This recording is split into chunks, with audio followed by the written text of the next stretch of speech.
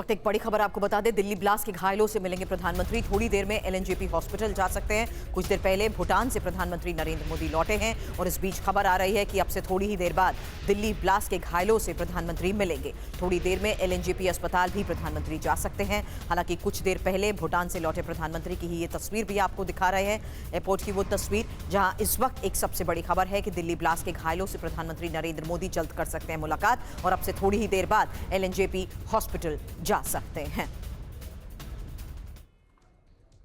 और दिल्ली ब्लास्ट के बाद खतरे पर बड़ी खबर है। अभी भी 300 किलो विस्फोटक की तलाश जारी है और बांग्लादेश से 3200 किलो विस्फोटक लाया गया था।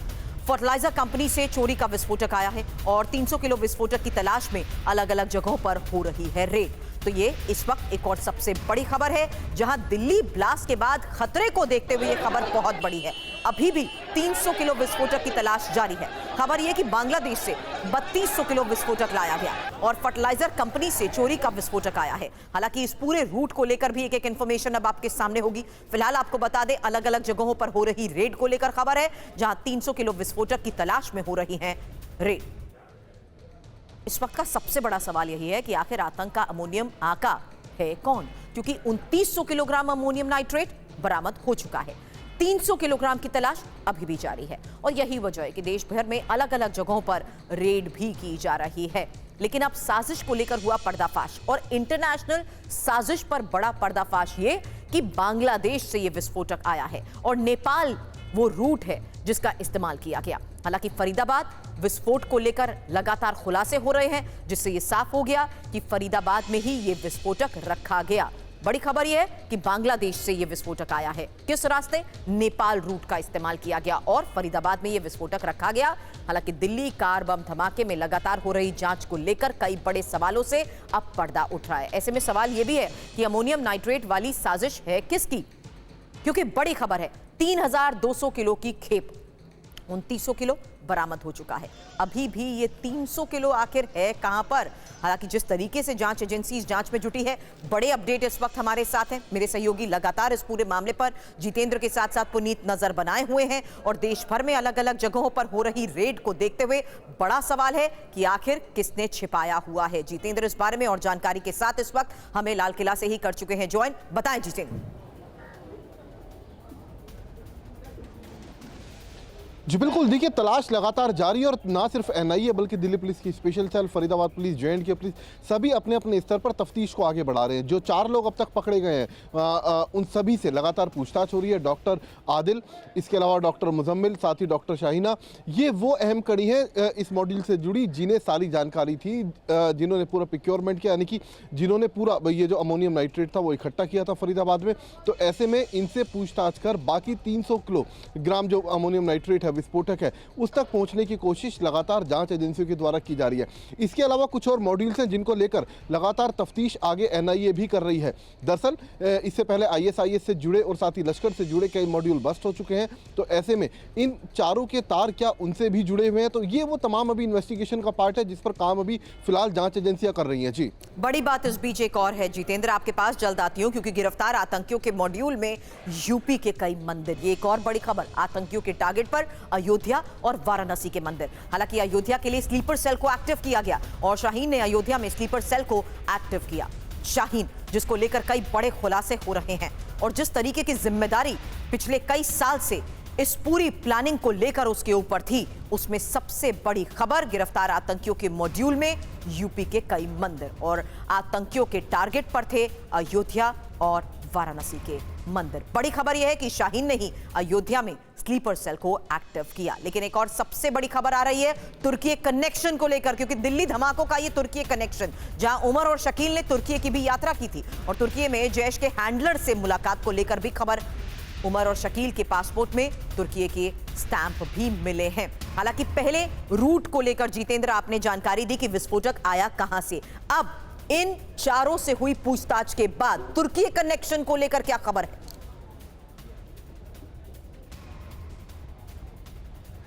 जी बिल्कुल, देखिए सूत्रों के हवाले से जो खबर अब तक आ रही है, जैसे कि मुज़म्मिल से बातचीत हुई, इसके अलावा डॉक्टर आदिल से बातचीत हुई, इन सभी के जो पुराना ट्रैक रिकॉर्ड था, चाहे वो ट्रैवल रिकॉर्ड हो, वो सभी खंगाला गया। तो पता चला कि दरअसल इनके वीज़ा के ऊपर टर्की का भी वीज़ा लगा हुआ है। और जब इनसे पूछा गया इस बारे में, तो छानबीन के दौरान पता चला कि वहाँ अपने हैंडलर से मिलने के लिए पहुंचे थे।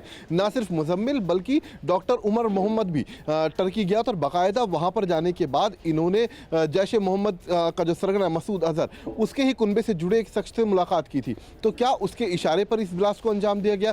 तो ये वो तमाम सवाल हैं जिन पर अभी फ़िलहाल जाँच एजेंसियाँ काम कर रही हैं। इसके अलावा इनका जो पुराना अन्य ट्रैक रिकॉर्ड है, जहाँ जहाँ इन्होंने ट्रैवलिंग की है, जहाँ जहाँ ये गए हैं पिछले 1 साल में, चाहे हिंदुस्तान के अंदर चाहे हिंदुस्तान के बाहर, वो अभी फिलहाल खंगाला जा रहा है। जी बिल्कुल, लेकिन ब्लास्ट से कुछ घंटे पहले इनकी मूवमेंट क्या थी उसकी जांच हो रही है, और सीसीटीवी के आधार पर कई बड़ी खबरें हैं, क्योंकि लाल किले की पार्किंग में उमर का वीडियो। अब सफेद रंग की कार में नजर आ रहे उमर की एक और तस्वीर, क्योंकि 3 घंटे तक पार्किंग में उमर रहा और दोपहर 3:19 पर पार्किंग में आया उमर। इन तस्वीरें भी आपको दिखाते हैं दिल्ली ब्लास्ट की ये टाइमलाइन, जहां आपको बता दें दोपहर 3:19 का वो वक्त था जब पार्किंग में कार आई, और शाम 6:48 का वक्त जब पार्किंग से कार निकलती दिखी है, और उसके बाद 6:55 का वक्त जब कार में हुआ धमाका।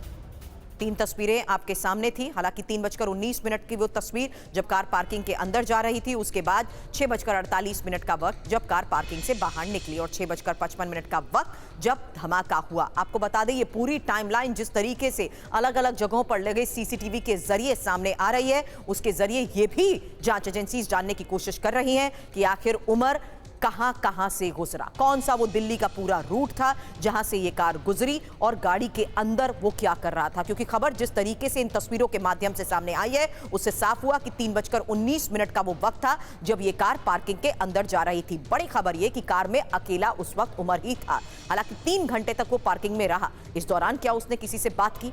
इस दौरान वो किस किस के संपर्क में रहा? इस दौरान क्या उसको कोई आदेश मिला? ये कई बड़े सवाल हैं जिसके आधार पर पूरे मामले की जांच हो रही है। और 6:48 का वो वक्त जब कार पार्किंग से निकल रही है। हालांकि शाम 6:55 का वो वक्त था जब कार में धमाका हुआ। अब एक और बड़ी खबर है TV9 पर। लेडी आतंकी शाहीन के पूर्व पति विदेश में शिफ्ट होना चाहती थी शाहीन। जफर की तरफ से ये बातें सामने आ रही हैं। शाहीन ने कभी बच्चों से संपर्क ही नहीं किया। शाहीन के बारे में सुनकर वो सदमे में है, और तलाक के बाद शाहीन से कोई संपर्क नहीं रहा। 2012-13 में मेरा डिवोर्स हो गया। उसका मेरा कोई उनका कनेक्शन नहीं रहा, कोई भी रिलेशनशिप नहीं रहा। ना मुझे ये पता था कि वो है कहाँ पे। प्रेजेंट टाइम में भी कहीं नहीं कुछ पता था, और जब से वो गई हैं तब से उन सब पे मेरा कोई कांटेक्ट नहीं रहा। अब दिल्ली को ही दहलाने पर बड़ा पर्दाफाश ये कि 2 साल से हमले की तैयारी हो रही थी। गिरफ्तार डॉक्टर शाहीन शाहिद से पूछताछ में यह पर्दाफाश हुआ है। 2 साल से विस्फोटक जमा शाहीन कर रही थी। देश में बड़े आतंकी हमले की तैयारी को देखते हुए कैसे पर्दाफाश हुआ है। 2 साल से यह तैयारी आखिर क्या थी और शाहीन की जिम्मेदारी थी, जो अभी तक पूछताछ में सामने आया है कि विस्फोटक 2 साल से शाहीन जमा कर रही थी। तो आतंकी लेडी डॉक्टर शाहीन, बड़ी बात यह है कि देश में बड़े हमले की तैयारी और 2 साल से ही हो रही थी ये तैयारी। हालांकि डॉक्टर शाहीन शाहिद के पास ये जिम्मेदारी थी। 2 साल से विस्फोटक जमा कर रही थी शाहीन, और साथियों की मदद से जिस तरीके से ये तैयारी हुई है, बड़े सवालों का जवाब सामने आया है। क्योंकि एजेंसी की पूछताछ में शाहीन ने यह कबूला है। शाहीन फरीदाबाद से गिरफ्तार हुई।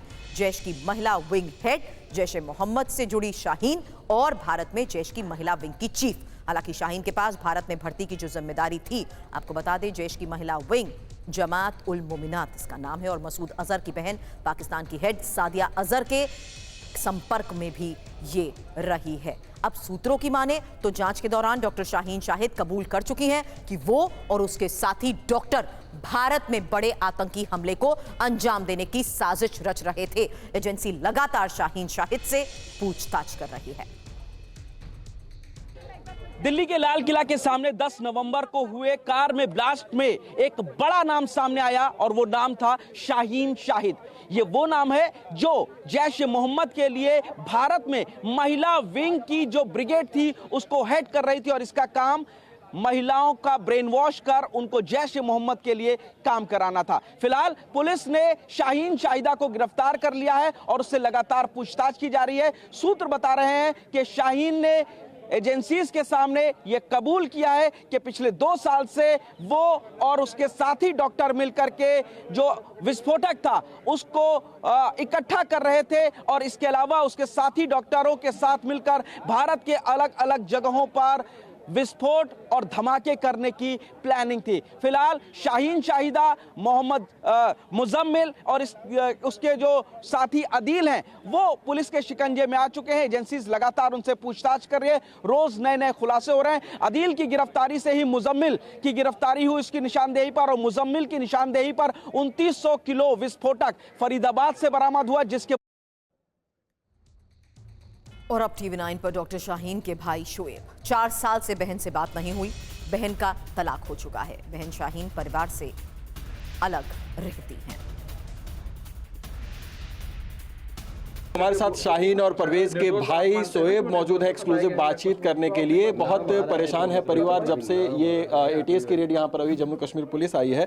एक सवाल आपसे है कि कभी आप जैसे भाई बहन से बातचीत होती थी, कभी लगता था कि वो किसी बात से नाराज हैं, सरकार का कोई सिस्टम है जो उनको समझ में नाराजगी? नहीं, केवल पारिवारिक बोलचाल की वही जो होता है वही था। उसके अलावा सरकार से क्या नाराजगी है या क्या है, ऐसा कुछ नहीं था।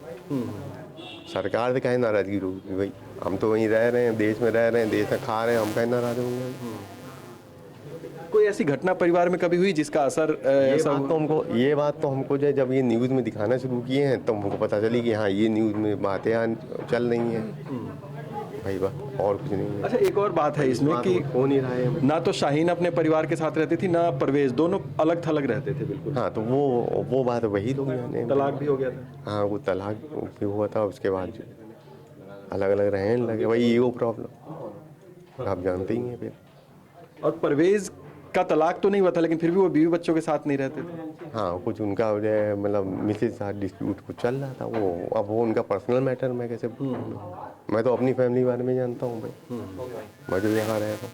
कभी कोई फाइनेंशियल दिक्कत परिवार में नहीं हुई? नहीं, फाइनेंशियल दिक्कत कुछ नहीं हुई। फादर हमारे पेंशन पाते हैं, मैं अपना सेल्फ डिपेंडेंट, मैं खुद मैं जैसे बता रहा हूँ होम ट्यूशन देता हूँ। अच्छा, एक बात बताइए, जब आपको पता चला कि इतनी बड़ी घटना हुई, इतनी बड़ी घटना में उनका इन्वॉल्वमेंट जब बताया जा रहा है, आपको यकीन हो रहा है कि ऐसा हो सकता है? नहीं हो रहा है। क्या सोचते हैं आप? यकीन तो नहीं हो रहा है। फिर आपको क्या लगता है डॉक्टर पेशे में, हाँ, डॉक्टर पेशा में इतनी मुश्किलों में पढ़ाया मैं फादर ने, तो नहीं लगता ना फिर। लेकिन बहुत मुश्किलों से उन्होंने पढ़ाया लिखाया, डॉक्टर बनाया, लेकिन परिवार का ही साथ छोड़ के निकल गए वो लोग। अब भाई वही है कि जब आदमी ज़्यादा पढ़ लिख जाता है तो वही अब छोड़ के चला ही जाता है। लेकिन तमाम चीज़ों के बाद आप यकीन नहीं कर रहे, आपको लगता है फंसाया जा रहा है? क्या है अब वो जांच चल रही है, देखिए जांच में क्या न्यूज़ निकल के आती है वो भाई। अभी उनकी ऑल्टो कार जो है वो पहले शोएब के नाम से रजिस्टर्ड थी, आपका नाम शोएब है, क्या आपको पता है कि आपके नाम से कोई गाड़ी खरीदी गई हो रजिस्टर्ड? आपके पास अगर कागजात हैं तो दिखाइए, हम तो ये कहेंगे कागजात हैं, आधार कार्ड हमारा लगा है उसमें, अगर लगा हो तो दिखाइए मीडिया में आप हमको। अच्छा, ये बताइए कि सहारनपुर से क्या कनेक्शन था दोनों का? सहारनपुर किन दोनों? शाहीन का, परवेज का? परवेज जो थे सहारनपुर में जो है वहाँ पे जो प्राइवेट प्रैक्टिस कर रहे थे, वही वो प्रैक्टिस किया था वहाँ? प्रैक्टिस किया, क्लिनिक किए थे वो दोनों। और धमाके के बाद आतंकियों के कनेक्शन को लेकर सुरक्षा एजेंसीज की कार्रवाई तेज हो चुकी है। आपको बता दें, शोपियां में जमाते इस्लामी के ठिकानों पर रेड, नदीग्राम में जमाते इस्लामी के डॉक्टर हमीद फयाज के घर पर रेड और चित्रगाम में यूसुफ फलाही के घर पर रेड। और जमाते इस्लामी से जुड़े लोगों पर कुलगाम में भी रेड को लेकर खबर है। कुलगाम के कई इलाकों में सुरक्षा एजेंसीज की रेड और आतंकी साजिश को लेकर ही जम्मू कश्मीर पुलिस की ये कार्रवाई। और बड़ी खबर है, दिल्ली ब्लास्ट में पीएएफएफ कनेक्शन की जांच तेज हो गई है। जैश का शैडो संगठन people's anti fascist front Jammu Kashmir में भी ऑपरेट करता है पीएएफएफ और तनवीर अहमद राठरे हैं पीएएफएफ के प्रवक्ता। डॉक्टर अदील के तनवीर होने का पुलिस को शक है। हमारे सहयोगी जितेंद्र पूरे मामले पर और जानकारी के साथ हमारे साथ बने हुए हैं, उनसे करूं सवाल। उससे पहले दिल्ली ब्लास्ट केस, पीएएफएफ कनेक्शन की जांच कैसे हो गई है तेज, क्योंकि आतंकी संगठन जैश ए मोहम्मद का शैडो संगठन पीएएफएफ है और जम्मू कश्मीर में पीएएफएफ के नाम से ही ऑपरेट करता है। जैसे लश्कर-ए-तैयबा टीआरएफ के नाम से करता है। हमले के बाद प्रेस रिलीज भी जारी करता है तनवीर अहमद और पीएफएफ का प्रवक्ता तनवीर अहमद राठरे है। हालांकि सुरक्षा बलों को शक यह है कि तनवीर अहमद राठरे असली नाम नहीं है और तनवीर पर डॉक्टर या साइकोलॉजिस्ट होने का शक। हालांकि पुलिस को शक आदिल अहमद राठरे ही, तनवीर तो नहीं है। हालांकि जिस तरीके से अब कड़ियों को जोड़ा जा रहा है, जाहिर सी बात है कई तमाम ऐसे इनपुट जरूर होंगे जिसके आधार पर कड़ियों को जोड़ते हुए यह शक जाहिर किया जा रहा है। जितेंद्र।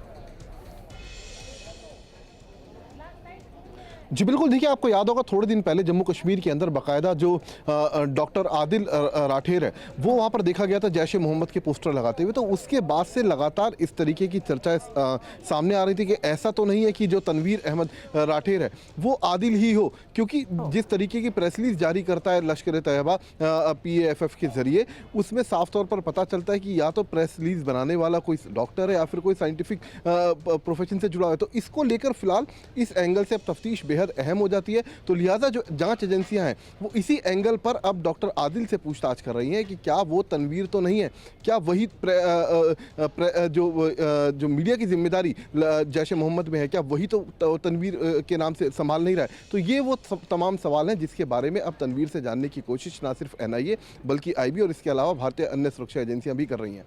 शुक्रिया जितेंद्र पूरी जानकारी के लिए आपका।